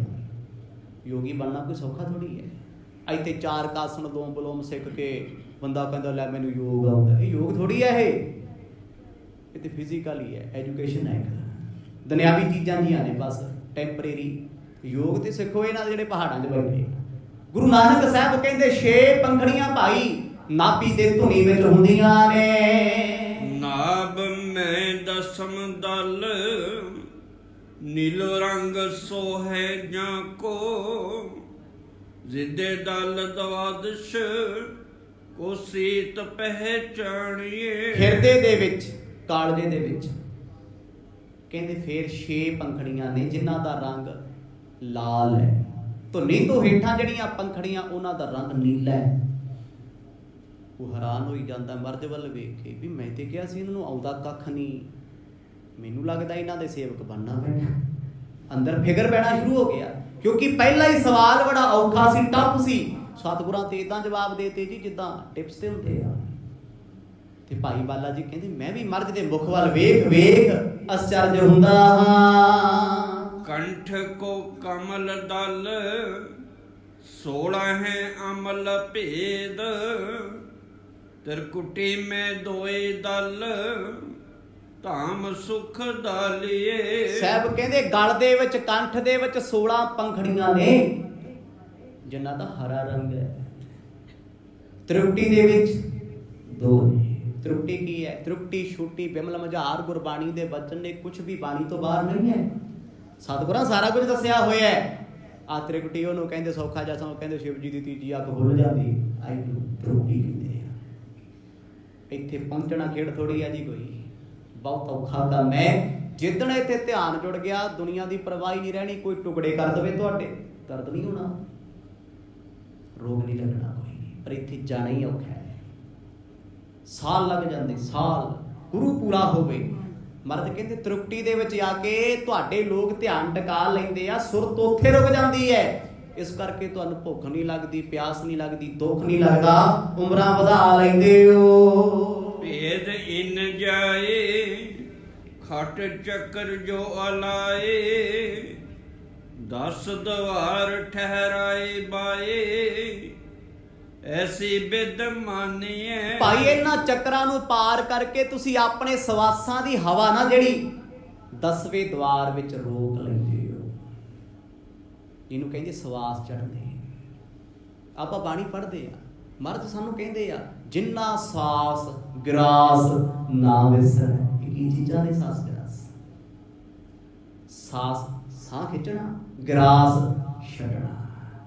ਹੁਣ ਇੱਕ ਚੀਜ਼ ਇਹ ਵੀ ਹੈ, ਤੰਦਰੁਸਤ ਬੰਦਾ ਸੱਜੇ ਨੱਕ ਨਾਲ ਸਾਹ ਲੈਂਦਾ ਤੇ ਖੱਬੇ ਤੋਂ ਛੱਡ ਦਿੰਦਾ। ਜਦੋਂ ਉਹ ਰੋਗੀ ਹੋ ਜੂ, ਬਿਮਾਰ ਹੋ ਜਾਊਗਾ ਤੇ ਖੱਬੇ ਤੋਂ ਸਾਹ ਲੈਣ ਲੱਗ ਜਾਂਦਾ, ਸੱਜੇ ਤੋਂ ਛੱਡਣ ਲੱਗ ਜਾਂਦਾ। ਇਹ ਬੜੇ ਡੂੰਘੇ ਭੇਦ ਨੇ। ਵੈਸੇ ਸਾਨੂੰ ਲੱਗਦਾ ਸਾਡੇ ਦੋਨੇ ਨੱਕਾਂ ਤੋਂ ਹਵਾ ਜਾ ਰਹੀ ਹੈ, ਨਿਕਲ ਰਹੀ ਹੈ। ਨਹੀਂ, ਗੁਰੂ ਨਾਨਕ ਸਾਹਿਬ ਆਖਦੇ ਭਾਈ ਜਦੋਂ ਸੁਰਤ ਵਿੱਚ ਜਾ ਕੇ ਸਮਾਉਨੇ ਹੋ ਨਾ, ਤੁਹਾਡੇ ਸਵਾਸ ਅੜੇ ਹੁੰਦੇ ਆ ਦਸਮ ਦੇ ਵਿੱਚ। ਇੱਥੇ ਕਹਿੰਦਾ ਹਾਂਜੀ ਬਿਲਕੁਲ ਸਹੀ ਹੈ। ਗੁਰੂ ਸਾਹਿਬ ਲਈ ਇਹ ਚੀਜ਼ਾਂ ਕੀ ਨੇ?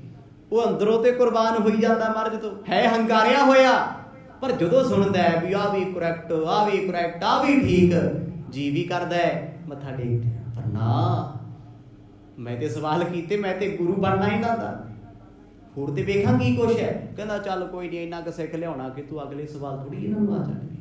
ਮਹਾਰਾਜ ਕਹਿੰਦੇ 10ਵੇਂ ਦਵਾਰ ਭਾਈ, ਜਿੱਥੇ ਸਵਾਸ ਰੁਕਦੇ ਆ ਨਾ, ਤੁਸੀਂ ਇਹ ਤੋਂ ਅੱਗੇ ਨਹੀਂ ਜਾ ਸਕਦੇ। 10ਵੇਂ ਤੋਂ ਅੱਗੇ ਵੀ ਕੁਛ ਹੈ। 10ਵੇਂ ਤੋਂ ਅੱਗੇ ਯੋਗੀ ਸਿਰਫ 10ਵੇਂ ਤੱਕ ਰੁਕ ਜਾਂਦੇ ਆ ਵੀ 10ਵੇਂ ਦਵਾਰ ਆ ਜਾਓ ਜੀ, ਉੱਥੇ ਸੁਰਤ ਟਿਕਾ ਲਓ ਜੀ, ਕੀ ਹੋਊ ਫਿਰ? ਮੁਕਤ ਹੋ ਜਾਓਗੇ ਨਾ। 10ਵੇਂ ਦਵਾਰ ਸਵਾਸ ਟਿਕਾਉਣ ਵਾਲਾ ਕਦੇ ਮੁਕਤ ਨਹੀਂ ਹੁੰਦਾ। ਰੋਗਾਂ ਸੋਗਾਂ ਤੋਂ ਮੁਕਤ ਹੋ ਸਕਦਾ, ਜੀਵਨ ਮੁਕਤ ਨਹੀਂ। ਇਸ ਲਈ ਮਰਦ ਕਹਿੰਦੇ ਆ ਤੇ ਛੋਟੇ ਪੜਾਅ ਨੇ 10ਵੇਂ ਦਵਾਰ ਤੇ ਜਾਣਾ ਸਿੱਖਾ। ਤੇਰੇ ਲਈ ਇਹ ਚੀਜ਼ਾਂ ਨਹੀਂ, ਤੇਰੇ ਲਈ ਅਨਹਦਾ ਨਾਦ ਨਹੀਂ, ਇਹ ਯੋਗੀਆਂ ਦੇ ਕੰਮ ਨੇ। ਓਨ 10 ਸੁਣੇ ਨਾਮ ਪ੍ਰਾਣ ਹੈ ਅਪਾਨ ਦੋ। ਮਰਦ ਕਹਿੰਦੇ ਆ ਸੁਣਾਵਾ ਤੈਨੂੰ 10 ਪ੍ਰਕਾਰ ਦੇ ਪ੍ਰਾਣ, 10 ਪ੍ਰਕਾਰ ਦੀ ਪੌਣ ਹਵਾ।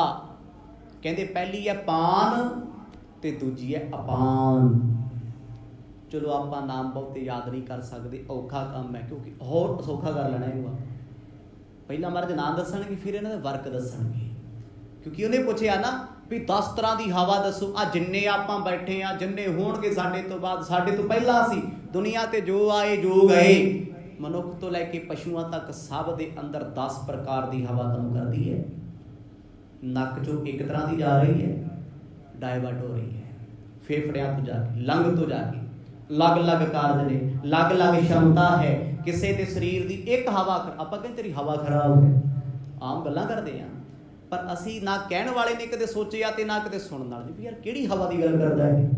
ਹਵਾ ਸਾਡੇ ਕਿਹੜਾ ਟਾਇਰ ਲੱਗੇ ਹੋਏ ਆ ਵੀ ਅਸੀਂ ਟਿਊਬਲੈਸ ਹਾਂ, ਵੀ ਸਾਡੀ ਹਵਾ ਖਰਾਬ ਹੋ ਗਈ ਜੀ, ਲੀਕ ਹੋ ਗਈ। ਨਹੀਂ, ਉਹ ਕੋਈ ਹਵਾ ਹੈ ਜਿਹਦਾ ਜ਼ਿਕਰ ਹੈ। ਗੱਲਾਂ ਉਹੀ ਹੁੰਦੀਆਂ ਨੇ ਜਿਹੜੀਆਂ ਕਿਤੇ ਐਕਚੁਅਲ ਵਿੱਚ ਹੁੰਦੀਆਂ ਨੇ, ਉਹ ਹਵਾ ਦੱਸਣਗੇ।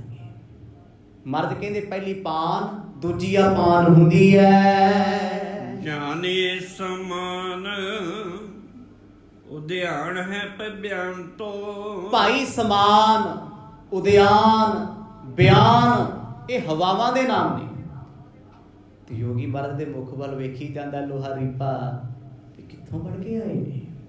ਕੋਈ ਗ੍ਰੰਥ ਨਹੀਂ ਇਹਨਾਂ ਕੋਲੇ, ਕਿਤਾਬ ਨਹੀਂ ਇਹਨਾਂ ਕੋਲੇ, ਇਹ ਤੇ ਸਾਡੇ ਬਾਰੇ ਸਾਰਾ ਕੁਝ ਹੀ ਜਾਣਦੇ ਆ। ਆਪਾਂ ਕਿਹਦੇ ਅੱਗੇ ਝੁਕ ਜਾਂਦੇ ਆ ਜੀ?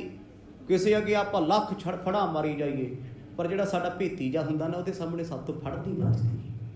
ਸੱਚੀ ਗੱਲ ਆ ਨਾ। ਸਾਨੂੰ ਪਤਾ ਵੀ ਯਾਰ ਸਾਨੂੰ ਸਾਰਾ ਕੁਝ ਹੀ ਜਾਣਦਾ ਹੈ, ਸਾਡਾ ਪਰਿਵਾਰ ਕੀ ਹੈ, ਬੈਕਗਰਾਉਂਡ ਕੀ ਹੈ, ਰਿਸ਼ਤੇਦਾਰ ਕੀ ਨੇ, ਕਿੰਨੇ ਕੁ ਜੋਗੇ ਆ ਅਸੀਂ। ਅਣਜਾਣ ਬੰਦੇ ਅੱਗੇ ਹਰੇਕ ਹੀ ਅਮੀਰ ਬਣਿਆ ਫਿਰਦਾ, ਹਰੇਕ ਹੀ ਬਹੁਤ ਵੱਡਾ ਵੈਦ ਬਣ ਜੂ, ਸਿਆਣਾ ਬਣ ਜੂ, ਪਰ ਜਿਹਨੂੰ ਪਤਾ ਉਹ ਕਹਿੰਦਾ ਯਾਰ ਤੇਰਾ ਆਪਣਾ ਤੇ ਕਦੇ ਬੁਖਾਰ ਨਹੀਂ ਲੱਥਾ, ਲੋਕਾਂ ਕੋਲ ਡਾਕਟਰ ਬਣਿਆ ਫਿਰਦਾ, ਆਪ ਤੇ ਤੂੰ ਬਿਮਾਰ ਰਹੇ। ਪਰ ਦੂਜੇ ਬੰਦੇ ਨੂੰ ਅਸੀਂ ਪ੍ਰਭਾਵਿਤ ਕਰ ਦਈਦਾ, ਕਿਸੇ ਨੂੰ ਬੁਖਾਰ ਚੜੇ, ਓਏ ਗਲੋ ਦਾ ਪਾਣੀ ਪੀਆ ਕਰ, ਜਵੈਣ ਪਾ ਕੇ ਪੀਆ ਕਰ। ਵੀ ਭਰਾਵਾ ਜੋ ਤੈਨੂੰ ਫਿੱਟ ਆ ਸਾਰਿਆਂ ਨੂੰ ਥੋੜੀ ਹੈ। ਜੋ ਤੂੰ ਪਚਾ ਸਕਦਾ, ਹੋ ਸਕਦਾ ਉਹਦੀ ਪਾਚਨ ਸ਼ਕਤੀ ਇੰਨੀ ਤੇਜ਼ ਨਾ ਹੋਵੇ, ਉਹ 'ਚ ਕੋਈ ਹੋਰ ਗੱਲ ਹੋਵੇ। ਗੁਰੂ ਬਾਬਾ ਜੀ ਕਹਿੰਦੇ ਭਾਈ ਬਿਆਨ, ਉਦਿਆਨ ਤੇ ਸਮਾਨ ਇਹ ਵੀ ਹਵਾਵਾਂ ਹਨ। ਨਾਗ ਔਰ ਕੁਰ ਕ੍ਰਿਕਲ ਦੇਵ ਦਤ ਲਖੋ। ਨਾਗ ਹਵਾ ਏ, ਕੂਰਮ ਹਵਾ ਏ, ਕ੍ਰਿਕਲ ਹਵਾ ਏ, ਦੇਵਦੱਤ ਹਵਾ ਦਾ ਨਾਮ। ਯੋਗ ਮਤ ਅਨੁਸਾਰ ਸਿੱਧਾਂ ਦੇ ਮੁਤਾਬਕ ਆ ਜਿੰਨਾ ਯੋਗ ਚੱਲਦਾ ਨਾ ਪਤੰਜਲੀ ਦਾ, ਦੇਖੋ ਪਤੰਜਲੀ ਇੱਕ ਬਹੁਤ ਵੱਡੇ ਮਹਾਂਪੁਰਖ ਹੋਏ ਨੇ, ਉਹਨਾਂ ਪਤੰਜਲੀ ਗ੍ਰੰਥ ਲਿਖਿਆ। ਅੱਜ ਕੱਲ੍ਹ ਜਿਹੜੇ ਠੱਗ ਬਾਬੇ ਨਾਲ ਲੈ ਕੇ ਉਹਨਾਂ ਦਾ ਬੋਤਲਾਂ ਦੇ ਵਿੱਚ ਹੀ ਜਾਂਦੇ ਆ, ਤੇ ਤੁਹਾਨੂੰ ਕੀ ਪਤਾ ਪਤੰਜਲੀ ਕੀ ਸੀ? 4 ਕਿਤਾਬਾਂ ਪੜ੍ਹ ਕੇ ਕਹਿੰਦੇ ਜੀ ਪਤੰਜਲੀ ਆ, ਇਹ ਪਤੰਜਲੀ ਆਓ ਹੈ। ਪਤੰਜਲੀ ਸਿੱਧ ਸੀ, ਸਿੱਧਾਂ ਵਰਗਾ ਸੀ, ਉਹਨੇ ਉਹਤੇ ਗ੍ਰੰਥ ਲਿਖੇ ਨੇ। ਅੱਜ ਹੋਏ ਧਾਰਮਿਕ ਪੁਰਸ਼ ਸੀ, ਮਹਾਨ ਹਸਤੀ ਸੀ ਉਹ। ਚਲੋ ਅੱਜ ਨਾਮ ਵਿਕਦਾ, ਵੇਚੀ ਜਾਂਦੇ ਆ ਲੋਕ, ਚੱਲੀ ਜਾਂਦਾ ਕੰਮ। ਨਾ ਤੇ ਪੁੱਛਣ ਵਾਲੇ ਨੇ, ਨਾ ਖਰੀਦਣ ਵਾਲੇ ਨੇ ਪੁੱਛਣਾ, ਕਹਿੰਦਾ ਚੱਲਣ ਦੇ ਯਾਰ, ਫਲਾਣਾ ਠੀਕ, ਉਹ ਫਲਾਣਾ ਫਲਾਣੇ ਦੀ ਪੇਸਟ ਕਰਦਾ, ਠੀਕ ਹੋ ਗਏ ਦੰਦ। ਕੀ ਪਾਇਆ ਹੋਇਆ ਉਹਨੇ ਪਤਾ, ਕੀ ਵਰਤਦਾ ਉਹ ਪਤਾ ਕਿਸੇ ਨਹੀਂ, ਅਸੀਂ ਕੀ ਲੈਣਾ ਹੈ? ਕੋਈ ਚੱਕਰ ਨਹੀਂ ਹੈ। ਦੀਨ ਦੁਨੀਆ ਦੇ ਮਾਲਕ ਸਤਿਗੁਰ ਕਹਿੰਦੇ ਨਾਗ, ਕ੍ਰਿਕਲ, ਦੇਵ, ਦੰਤ ਇਹ ਹਵਾਵਾਂ ਨੇ, ਹਰ ਮਨੁੱਖ ਵਿੱਚ ਕੰਮ ਕਰਦੀਆਂ ਨੇ। ਜਦ ਮਨੁੱਖ ਦੀ ਮੌਤ ਹੁੰਦੀ ਹੈ ਤੇ 10 ਦੇ 10 ਪ੍ਰਾਣ ਰੁਕ ਜਾਂਦੇ ਆ। 10 ਦੀਆਂ 10 ਹਵਾਵਾਂ ਕੰਮ ਕਰਨੋਂ ਹਟ ਜਾਂਦੀਆਂ ਨੇ। ਦਸਵੀਂ ਧਨੰਜੈ ਨਾਮ ਕਰਤ ਬਖਾਨ ਸੋ। ਸਾਹਿਬ ਕਹਿੰਦੇ 10ਵੀਂ ਹਵਾ ਦਾ ਨਾਮ ਹੈ ਧਨੰਜੈ। ਕਿਉਂ ਫਿਰ ਲੋਹਾ ਰੀਪਾ ਜੀ ਠੀਕ ਹੈ, ਕੁਛ ਗਲਤ ਤੇ ਨਹੀਂ ਕਹਿ ਰਹੇ? ਕਹਿੰਦਾ ਜੀ ਸਤਿਗੁਰ ਆਹੀ ਹੈ। ਫਿਰ ਕਹਿੰਦਾ ਢਿੱਲਾ ਜਾ ਹੋ ਕੇ, ਇਹਨਾਂ ਦੇ ਕੰਮ ਕੀ ਨੇ? ਕੰਮ ਕੀ ਕਰਦੀਆਂ ਨੇ? ਕਿਉਂਕਿ ਆਹ ਚੀਜ਼ਾਂ ਹੋਰ ਵੀ ਔਖੀਆਂ ਨੇ, ਪਰ ਸਾਡੇ ਲਈ ਬਹੁਤ ਵਧੀਆ ਨੇ, ਸਾਨੂੰ ਪਤਾ ਹੋਣਾ ਚਾਹੀਦਾ। ਗੁਰੂ ਨਾਨਕ ਸਾਹਿਬ ਮਹਾਰਾਜ ਕਹਿੰਦੇ ਮਹਾਂਪੁਰਖੋ, ਉਹ ਰੱਬ ਦੇ ਪਿਆਰਿਓ, ਇਹਦਾ ਵੀ ਜ਼ਿਕਰ ਸੁਣ ਲੋ। ਪ੍ਰਾਣ ਰਹੇ ਹਿਰਦੈ ਮਾਹੀ। ਪ੍ਰਾਣ ਰਹੇ ਹਿਰਦੈ ਮਾਹੀ। ਪ੍ਰਾਣ ਆਪਾਂ ਕਹਿੰਦੇ ਬੰਦੇ ਦੇ ਪ੍ਰਾਣ ਨਿਕਲ ਗਏ, ਪ੍ਰਾਣ ਸਵਾਸ ਕਹਿ ਲੋ। ਕਿੱਥੇ ਰਹਿੰਦੇ ਆ ਉਹ? ਹਿਰਦੇ 'ਚ। ਹਿਰਦਾ, ਮਨ, ਕਾਲਜਾ। ਕਾਲਜੇ 'ਚ ਪ੍ਰਾਣ ਨੇ ਬੰਦੇ ਦੇ। ਜਦੋਂ ਤੁਹਾਨੂੰ ਕੋਈ ਡਰਾ ਦੇ, ਤੁਸੀਂ ਕੀ ਕਹਿੰਦੇ ਹੋ? ਉਹ ਪ੍ਰਾਣ ਹੀ ਕੱਢਦੇ ਸੀ। ਧੱਕ ਕਿੱਥੇ ਪੈਂਦੀ ਹੈ? ਕਾਲਜੇ 'ਚ। ਤੁਸੀਂ ਡਰ ਜਾਓ, ਪੈਨਿਕ ਹੋ ਜਾਓ, ਕਿੱਥੇ ਜੇ ਖੋ ਪੈਂਦੀ ਹੈ? ਆਹ ਏਰੀਏ 'ਚ, ਲੀਵਰ ਦੇ ਨੇੜੇ, ਕਾਲਜਾ। ਮਹਾਰਾਜ ਕਹਿੰਦੇ ਜਿਹੜੇ ਪ੍ਰਾਣ ਨੇ ਮਨੁੱਖ ਦੇ, ਉਹ ਕਾਲਜੇ ਦੇ ਵਿੱਚ ਨੇ। ਯੋਗੀਆਂ ਦੇ ਮੁਤਾਬਕ ਕਹਿੰਦਾ ਜੀ ਠੀਕ ਹੈ, ਮੰਨੀ ਸਾਰਾ ਕੁਝ ਜਾਂਦਾ ਏ, ਪਰ ਉਹ ਵੱਡਾ ਮੰਨਣ ਨੂੰ ਤਿਆਰ ਨਹੀਂ ਵੀ ਇਲਾਹੀ। ਸਾਹਿਬ ਕਹਿੰਦੇ ਪ੍ਰਾਣ ਹਿਰਦੇ ਵਿੱਚ ਵਸਦੇ ਹਨ। ਗੁਦਾ ਮੈਂ ਅਪਾਨ ਜਾਨ। ਗੁਦਾ ਮੈਂ ਅਪਾਨ ਜਾਨ। ਦੂਜੀ ਗੱਲ, ਹਾਰਟ ਬੰਦੇ ਦਾ ਸਵਾਸਾਂ ਨਾਲ ਹੀ ਜੁੜਿਆ ਹੈ। ਹਾਰਟ ਫੇਲੀਅਰ, ਸਾਹ ਗਿਆ। ਮਰਦ ਕਹਿੰਦੇ ਭਾਈ ਤੇਰੇ ਸਵਾਸ ਵਸਦੇ ਆ ਦਿਲ ਦੇ ਵਿੱਚ, ਜਿਗਰ ਦੇ ਵਿੱਚ, ਕਾਲਜੇ ਦੇ ਵਿੱਚ। ਇੱਥੇ ਪ੍ਰਾਣ ਨੇ ਬੰਦੇ ਦੇ। ਕਾਲਜਾ ਜਿਹੜਾ ਸਮੁੱਚਾ ਚੰਤੁਸਤਾਨ ਤੈਅ ਕਰ। ਮਰਦ ਕਹਿੰਦੇ ਗੁਦਾ ਦੇ ਵਿੱਚ ਭਾਈ ਅਪਾਨ ਹੈ। ਗੁਦਾ ਕੀ ਹੈ? ਮਲ ਤਿਆਗ। ਕਿਡਨੀਆਂ ਸਾਡੇ ਸਰੀਰ ਦੇ ਭੋਜਨ ਨੂੰ ਖਾਲੀ ਕਰਕੇ, ਫਿਲਟਰ ਕਰਕੇ, ਬਲੱਡ ਪਿਉਰੀਫਾਈ ਕਰਕੇ ਹਾਰਟ ਵਾਲੇ ਪਾਸੇ, ਲੰਗਸ ਵਾਲੇ ਪਾਸੇ ਭੇਜ ਕੇ, ਆਕਸੀਜਨ ਇਕੱਠੀ ਕਰਕੇ, ਜੋ ਸਾਡਾ ਮਲ ਹੈ, ਟਾਇਲਟ ਹੈ, ਗੰਦਗੀ ਹੈ, ਉਹ ਵੀ ਕਿਸੇ ਹਵਾ ਕਰਕੇ ਬਾਹਰ ਜਾ ਰਹੀ ਹੈ। ਉਹਨੂੰ ਕਹਿੰਦੇ ਆ ਅਪਾਨ। ਆ ਲੋਕਾਂ ਨੂੰ ਪੇਟ ਗੈਸ ਨਹੀਂ ਹੋ ਜਾਂਦੀ ਦੁਨੀਆ ਨੂੰ। ਇੱਥੇ ਤੇ ਸਾਰੇ ਇੰਡੀਆ ਦਾ ਆਹੀ ਹਾਲ ਹੈ। ਕਹਿੰਦੇ ਖਾਏਗਾ ਇੰਡੀਆ ਤੋਂ ਜਾਏਗਾ ਇੰਡੀਆ। ਪੜ੍ਹਦੇ ਹੋਣਾ ਇੱਦਾਂ। ਗੋਰੇ ਵੀ ਹੱਸਦੇ ਆ, ਕਹਿੰਦੇ ਯਾਰ ਜਿਹੜੇ ਮੁਲਕ 'ਚ ਅਜੇ ਤੱਕ ਫਲੱਸ਼ਾਂ ਨਹੀਂ ਬਣੀਆਂ ਤੇ ਉਹਦੀ ਤਰੱਕੀ ਕੀ ਸਵਾਹ ਹੋਣੀ ਹੈ। ਜਿੱਥੋਂ ਦੀਆਂ ਸਰਕਾਰਾਂ ਕਹਿਣ ਵੀ ਤੁਹਾਨੂੰ ਖਾਣ ਦਾ ਨਹੀਂ ਪਤਾ, ਜਾਣ ਦਾ ਨਹੀਂ ਪਤਾ, ਉਸੇ ਮੁਲਕ 'ਚ ਇਹ ਗੱਲ ਸਮਝਾਈ ਗਈ। ਅੱਜ ਵੀ ਆ ਜਿੰਨੇ PPI ਮੈਡੀਸਨ ਨੇ, HCL ਨੂੰ ਕੰਟਰੋਲ ਕਰਦੀਆਂ ਨੇ ਮੈਡੀਸਨ, ਐਂਟਾਸਿਡ ਹੋ ਗਈਆਂ, ਕਈ ਤਰ੍ਹਾਂ ਦੇ ਇਹਨਾਂ ਦੇ ਵਿੱਚ ਕੰਪੈਰੀਜ਼ਨ ਨੇ।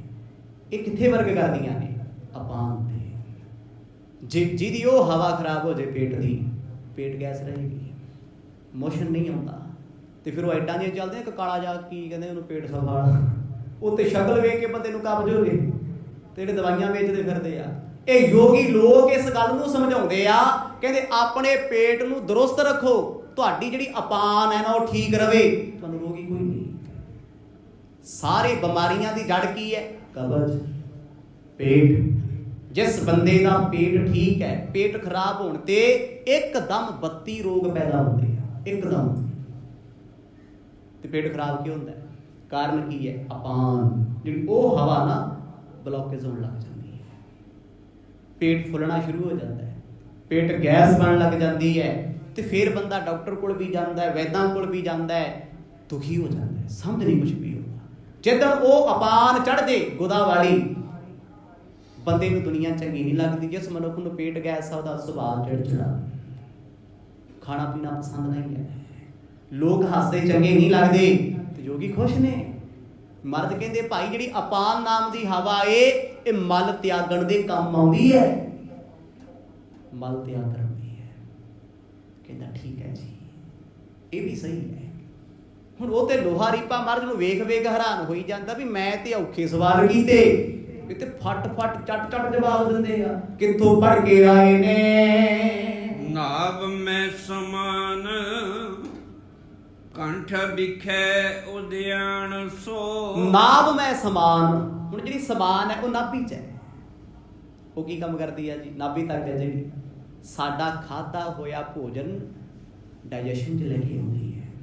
ਸਮਾਨ ਆ ਜਿਹੜਾ ਸਾਡਾ ਕੰਠ ਹੈ ਇਹਦੇ ਚ ਇੱਕ ਹਵਾ ਹੈ, ਉਹਦਾ ਨਾਮ ਹੈ ਉਦਿਆਨ। ਇੱਥੇ ਗੱਜ ਉਹ ਕਿਵੇਂ? ਤੁਸੀਂ ਕੁਝ ਗਾਣਾ ਹੈ, ਕੁਝ ਖਾਣਾ ਹੈ, ਮੂੰਹ ਸਵਾਰਦੇ ਹੋ ਨਾ। ਕਈ ਵਾਰ ਹੁੰਦਾ ਜਲੇਬੀਆਂ ਦੇ ਕੇ ਮੂੰਹ 'ਚ ਪਾਣੀ ਆ ਗਿਆ, ਗੋਲ ਗੱਪੇ ਵੇਖੇ ਪਾਣੀ ਆ ਗਿਆ, ਉਹ ਕਾਹਦੇ ਨਾਲ ਹੁੰਦਾ? ਉਦਿਆਨ। ਉਹ ਕੀ ਹੈ? ਗਹਿਰੀਆਂ ਚੀਜ਼ਾਂ ਨੇ, ਥੋੜਾ ਸ਼ਾਰਟ ਸੌਖਾ ਕਰ ਰਿਹਾ। ਜਿਹੜੀ ਆ ਹਿਰਦੇ ਦੇ ਵਿੱਚ ਹੈ, ਗਲ ਦੇ ਵਿੱਚ ਹੈ ਨਾ ਜਿਹੜੀ, ਉਹਦੇ ਨਾਲ ਸਾਡਾ ਸਲਾਈਵਾ ਉੱਪਰ ਥੱਲੇ ਜਾਂਦਾ ਹੈ। ਹਰ ਵੇਲੇ ਸਾਡੇ ਸਰੀਰ 'ਚ ਸਲਾਈਵਾ ਕੰਮ ਕਰਦਾ ਹੈ, ਹਰ ਵੇਲੇ, ਮੂੰਹ ਤੋਂ ਲੈ ਕੇ ਗਲ ਤੱਕ। ਇਹੀ ਸਾਨੂੰ ਟੇਸਟ ਦੱਸਦਾ ਹੈ। ਆ ਸਾਡੀ ਜੀਭ ਤੇ ਜਿੰਨੇ ਟੰਕ ਉੱਤੇ ਟੇਸਟ ਵੱਢਨੇ, ਇਸੇ ਉਦਿਆਨ ਹਵਾ ਕਰਕੇ ਕੰਮ ਕਰਦੇ ਆ। ਤੇ ਜੇ ਇਹ ਹਵਾ ਘੱਟ ਵੱਧ ਹੋਣ ਲੱਗ ਜੇ, ਡਕਾਰ ਨਹੀਂ ਆਉਂਦੇ। ਬਿਮਾਰ ਬੰਦੇ ਦੀ ਨਿਸ਼ਾਨੀ ਕੀ ਹੈ? ਭੋਜਨ ਛਕਦਾ ਜ਼ਰੂਰ ਹੈ, ਡਕਾਰ ਨਹੀਂ ਆਉਂਦਾ, ਹਜਮ ਨਹੀਂ ਹੁੰਦਾ, ਕਿਉਂਕਿ ਉਹਦੀ ਉਦਿਆਨ ਵਿਗੜ ਗਈ ਹੈ। ਸਮਾਨ ਵਿਗੜ ਗਈ ਧੁਨੀ ਵਾਲੀ, ਜਿਹਦੇ ਨਾਲ ਭੋਜਨ ਪਚਣਾ ਸੀ, ਜਿਹਦੇ ਕਰਕੇ ਭੋਜਨ ਦੀ એનર્ਜੀ ਕੰਜ਼ਿਊਮ ਕਰਕੇ ਸਾਰੀ ਕੱਢ ਕੇ ਉਹਨੇ ਅੱਗੇ ਭੇਜਣੀ ਸੀ। ਕਿਤੇ ਪੈਨਕ੍ਰੀਆ ਕੋਲੇ, ਕਿਤੇ ਕਿਸੇ ਕੋਲ, ਕਿਤੇ ਕਿਸੇ ਕੋਲ, ਡਾਇਵਰਟ ਕਰਤੀ ਸਾਰੀ એનર્ਜੀ। ਤੇ ਜਿਹੜਾ ਖਾਲੀ ਸੀ ਉਹਨੂੰ ਅਪਾਨ ਨੇ ਬਾਹਰ ਕੱਢਤਾ, ਵੇਸਟ ਬਣਾਤਾ, ਮਲ ਤਿਆਗ ਹੋ ਗਿਆ। ਗੁਰੂ ਸਾਹਿਬ ਕਹਿੰਦੇ ਸਾਡੇ ਸਰੀਰ ਦੀਆਂ ਹਵਾਵਾਂ ਨੇ, ਗਲ ਦੇ ਵਿੱਚ ਉਦਿਆਨ ਕੰਮ ਕਰਦੀ ਹੈ, ਆ ਛਾਤੀ ਤੋਂ ਉੱਤੇ ਲੈ ਕੇ। ਕਈ ਵਾਰ ਕੀ ਹੁੰਦਾ ਹੈ, ਕੁਛ ਵੱਧ ਘੱਟ ਖਾਧਾ ਹੋਵੇ, ਤਲੀਆਂ ਫਲੀਆਂ ਚੀਜ਼ਾਂ ਖਾ ਲਈਆਂ ਨੇ, ਤੇ ਫਿਰ ਬੰਦਾ ਕਹਿੰਦਾ ਯਾਰ ਮੇਰੇ ਨਾਲ ਉੱਪਰ ਨੂੰ ਕੁਛ ਹੁੰਦਾ ਹੈ, ਤੇਜ਼ਾਬ ਜਾ ਬਣੀ ਜਾਂਦਾ ਹੈ, ਗਲ ਨੂੰ ਕੁਛ ਆਉਂਦਾ ਹੈ, ਉਹ ਹਵਾ ਵਿਗੜ ਜਾਂਦੀ ਹੈ। ਉਹਨੂੰ ਕਹਿੰਦੇ ਹਵਾ ਖਰਾਬ। ਆ ਹੁੰਦੀਆਂ ਹਵਾ ਖਰਾਬ। ਬੜੇ ਤੁਹਾਨੂੰ ਪੰਜਾਬ ਦੇ ਲੋਕੀ ਵਰਤਦੇ ਹੋ, ਤੇਰੀ ਬੜੀ ਹਵਾ ਖਰਾਬ ਹੈ। ਸੋਚ ਲਿਆ ਕਰੋ ਵੀ ਕਿਹੜੀ ਕਿਹੜੀ ਖਰਾਬ ਹੈ, ਕਿੰਨੇ ਕੁ ਰੋਗ ਲੱਗੇ ਹੋਏ ਆ।